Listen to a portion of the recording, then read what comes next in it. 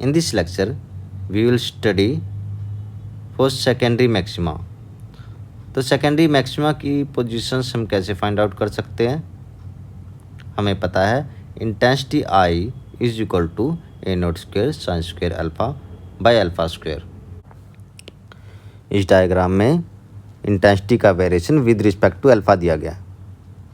तो यहाँ से हम देख सकते हैं कि जिन पॉइंट पर मैक्सिमा लाई कर रहा है और जिन पॉइंट पर मिनिमा लाई कर रहा है, इन सभी पॉइंट्स पर जो इंटेंसिटी का वेरिएशन है विद रिस्पेक्ट टू अल्फ़ा 0 के इक्वल है।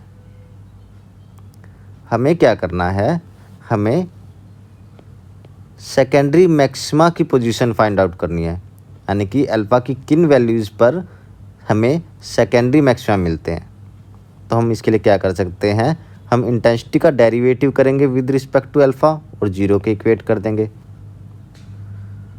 तो इससे हमें अल्फ़ा की वो सारी वैल्यूज़ पता चल जाएंगी जिन पर हमें सेंट्रल मैक्सिमा मिल रहा है, सेकेंडरी मिनिमा मिल रहे हैं और सेकेंडरी मैक्सिमा मिल रहे हैं।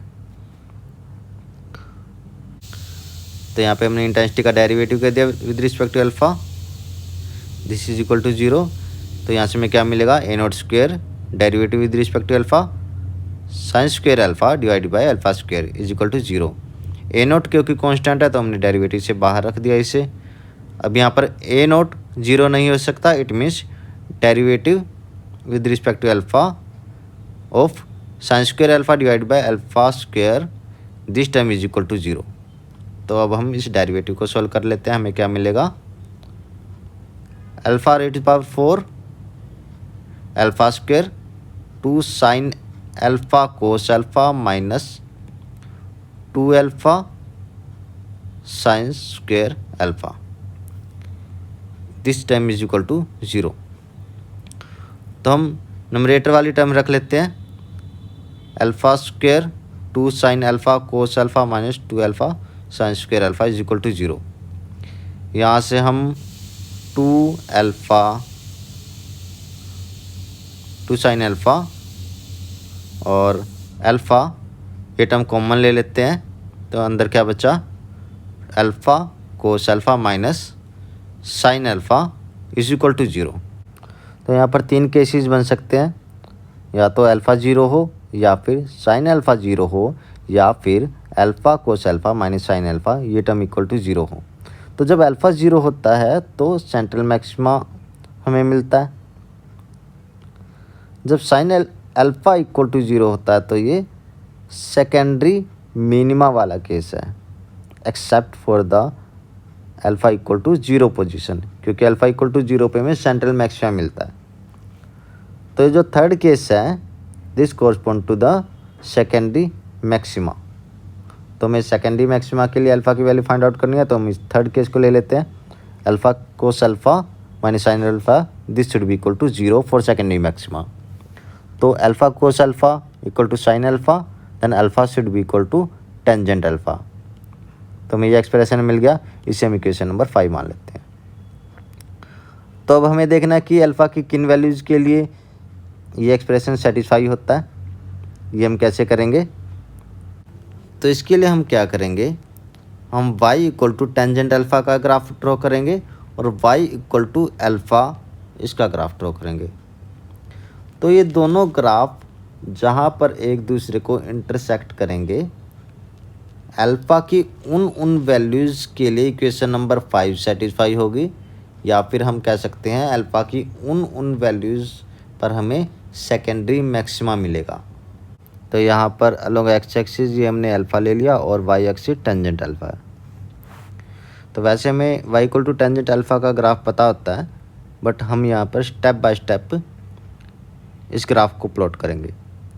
तो हमें पता है जब अल्फ़ा की वैल्यू 0 होती है तो टेंजेंट अल्फ़ा 0 होता है, तो ये ब्लैक डॉट जो है ये अल्फ़ा इक्वल टू 0 पे टेंजेंट अल्फ़ा की वैल्यू है।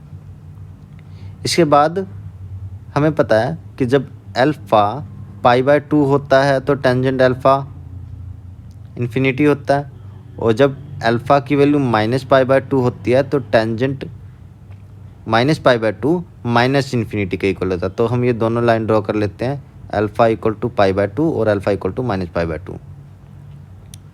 तो हमारा जो ग्राफ आएगा टेंजेंट अल्फ़ा के लिए वो ऐसा आ जाएगा। तो ये माइनस पाई बाय 2 से पाई बाय 2 ये ग्राफ हो गया। तो इसके बाद यही ग्राफ रिपीट होता जाएगा। इस ग्राफ का जो पीरियड है वो पाई है, यानी कि पाई बाय 2 से लेकर 3 पाई बाय 2 तक सेम पैटर्न ही रिपीट होगा।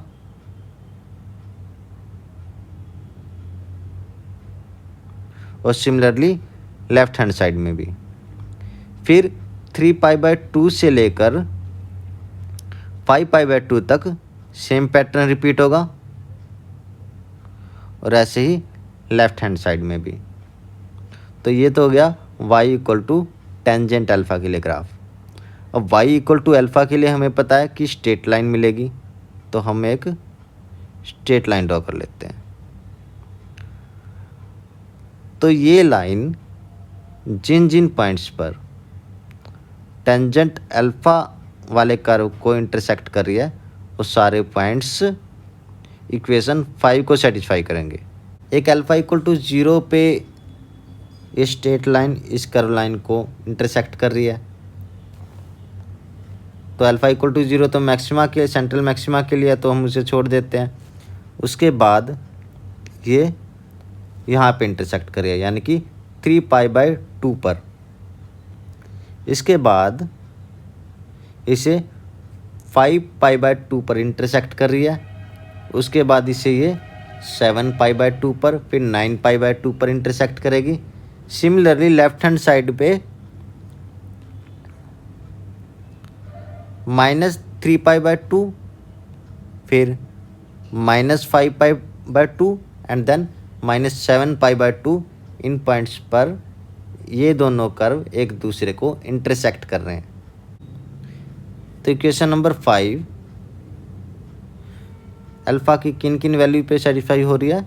जब अल्फ़ा की वैल्यू +-3 पाई बाय 2 हो, +-5 पाई बाय 2 हो, +-7 पाई बाय 2 हो, या इन जनरल अल्फ़ा की वैल्यू +-2n+1 पाई बाय 2 हो। यहाँ पर n की वैल्यू 1 2 3 4 हो सकती है, n की वैल्यू 0 नहीं हो सकती, बिकॉज n इक्वल टू 0 पे हमें सेंट्रल मैक्सिमम मिलता है। तो alpha is equal to +-2n+1 pi by 2। Alpha की वैल्यू हमें पता है pi by lambda a sine theta होती है, तो हम इसे पुट कर देते हैं। Pi lambda a sine theta is equal to +-2n+1 pi by 2। तो यहाँ से पाई कैंसिल हो गया। A sine theta is equal to +-2n+1 lambda by 2a। तो यहाँ से हम सेकेंडरी मैक्सिमा की पोजीशंस को फाइंड आउट कर सकते हैं।